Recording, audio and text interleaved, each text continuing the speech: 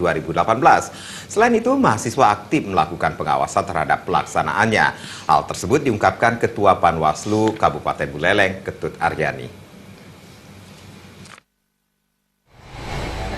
Mewujudkan pelaksanaan Pilgub Bali yang berkualitas sudah barang tentu peran seluruh elemen masyarakat sangat dibutuhkan, termasuk peran pelajar dan mahasiswa yang sudah memiliki hak pilih. Ketua Panwaslu Kabupaten Buleleng, Ketut Aryani mengungkapkan, dalam Pilgub Bali kali ini, mahasiswa juga memiliki peran untuk menjadi pengawas partisipatif dan memberikan informasi kepada pengawas pemilu jika menemukan kecurangan dalam pemilihan. Namun saat ini banyak mahasiswa yang takut melaporkan jika menemukan pelanggaran yang dikarenakan intimidasi. Pihaknya juga menjamin keamanan informasi jika ada mahasiswa yang melaporkan jika ada pelanggaran nantinya.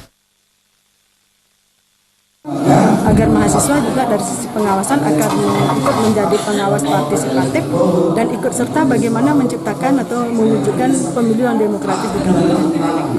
Artinya ini juga membantu peran dari Panwas? Sangat membantu juga peran dari kami Panwas, dan bukan hanya kami, juga mungkin penyelenggara lainnya juga seperti KPU juga merasa sangat membantu.